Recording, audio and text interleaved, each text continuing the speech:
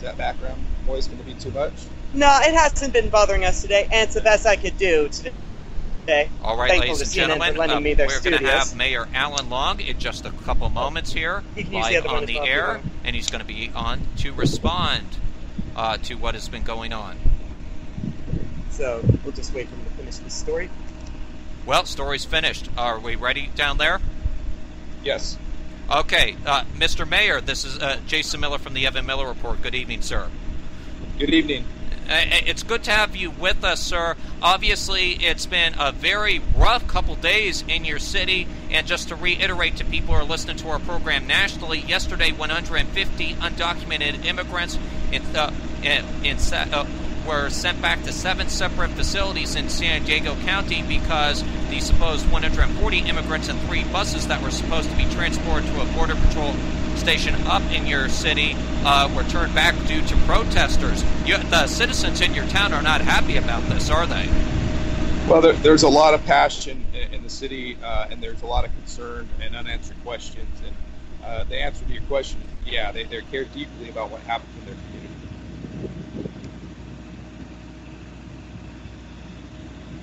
Last night, and I saw through Los Angeles media last night, it was pretty packed, and people are pretty ticked off at you as mayor and the city council for allowing the federal government, Mr. Mayor, to allow these illegal immigrants to come in. There's some people coming out there saying, you know, these kids are sick. They have scabies, they have lice, some of them are down at Randy's Children's Hospital down in San Diego. We don't want these people affecting our town, getting our kids sick, getting our citizens sick. What do you say to those concerned citizens?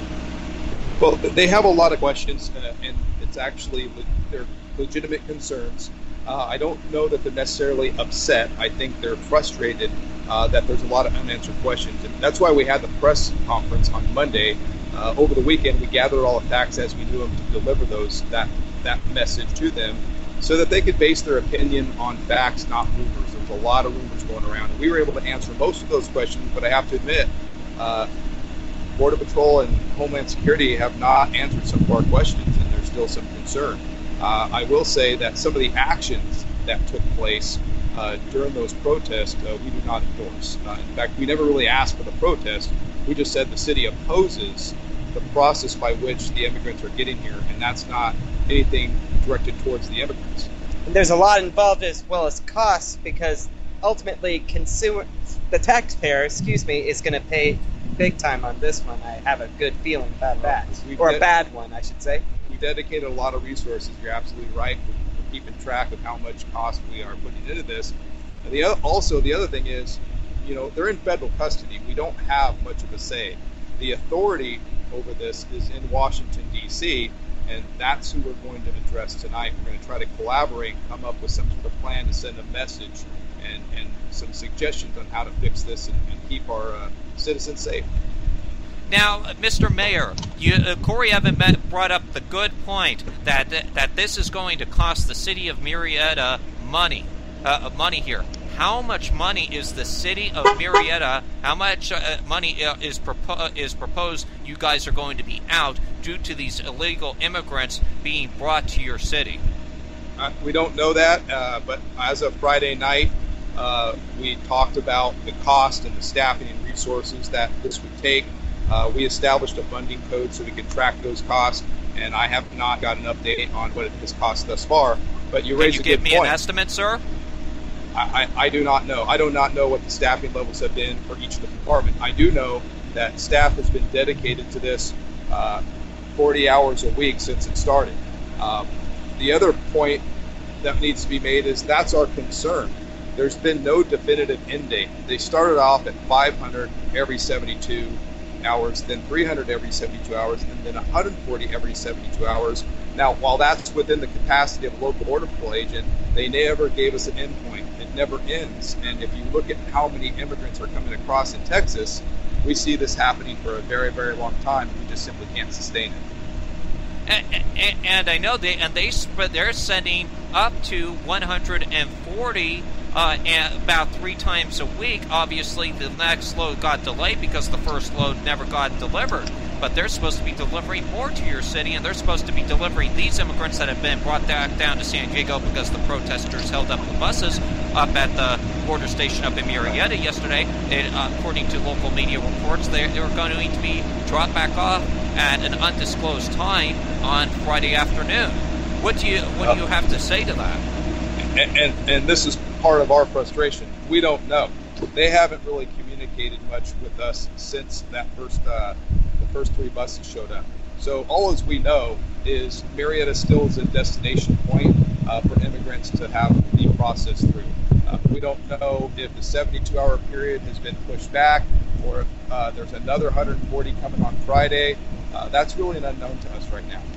And why not, keep them in Chula Vista where they were diverted today instead of bringing them all the way inland to Murrieta area? Yeah. Any idea? Well, we've asked that question. We asked many questions like that. What we were told is Murrieta was chosen because it's the closest border patrol station to the San Diego airport that doesn't have any border responsibility or maritime responsibility. Because again, they're taking people out of the field and into the office to process them. Therefore, there's no border patrol agents out where they're supposed to be on a day-to-day basis. It's chewing up resources, essentially. Absolutely. The 15 corridor is a corridor that's used to smuggle drugs and stuff like that. So, and same with us.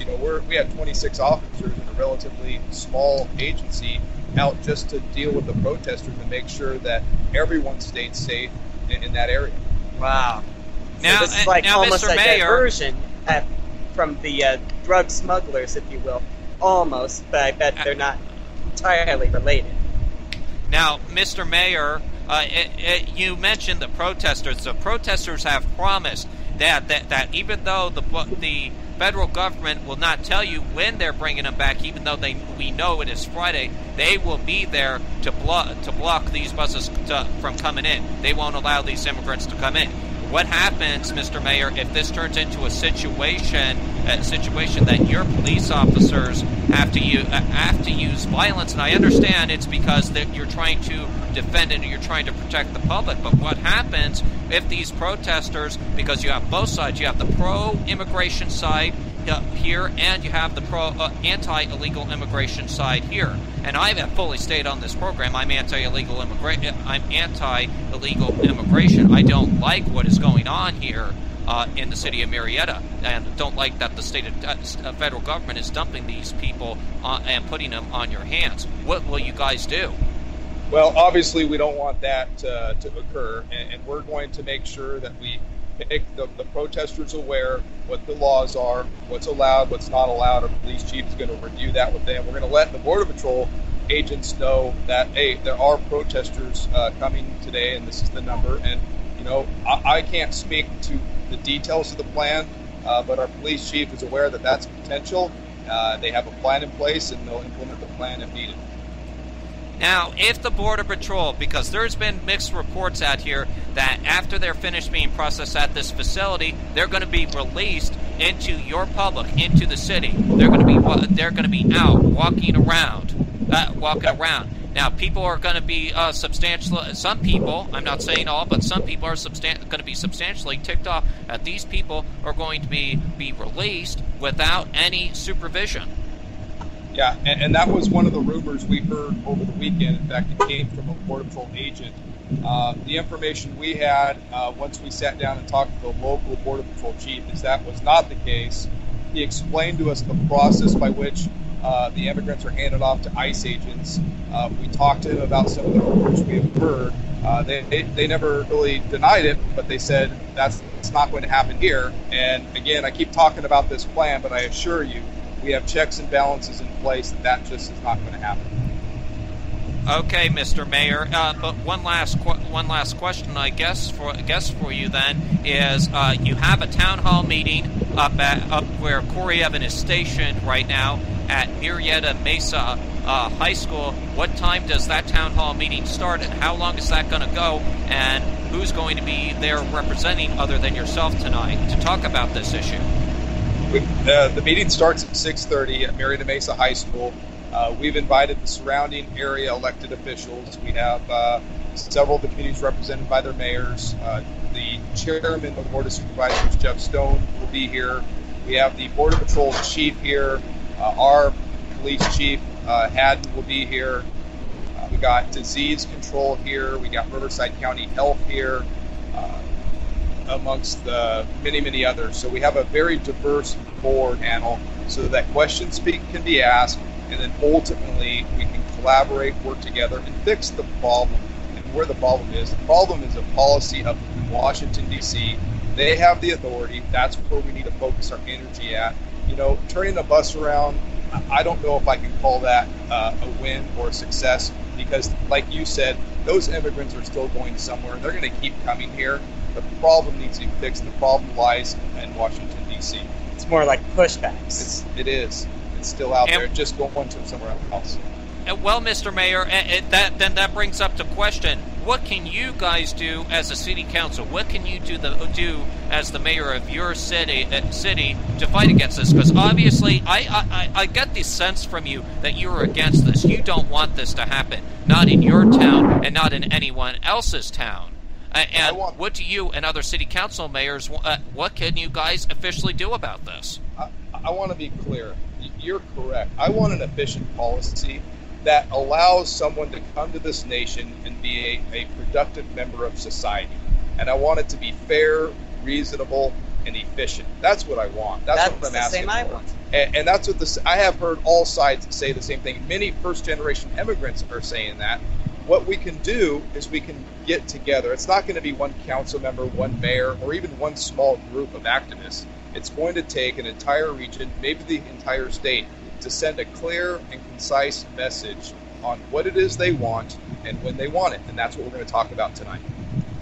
Well, certainly, Mr. Mayor, your town is now on the national front. I've obviously saw it on CNN this morning. You guys are now national news, and probably not in a very good way. But will you be willing to come back on the program, give us an update what's going on, maybe on maybe for Friday's program if you know anything on Friday? Okay, absolutely. All right, well, I'll coordinate that with your press person. That, ladies and gentlemen, is Mayor Alan Long. He is the mayor of Murrieta, and he's dealing with the situation of the federal government dumping these legal immigrants from the state of Texas, as you know, over into their hands and having the city of Murrieta deal with them. And this isn't the only city. There's many other cities.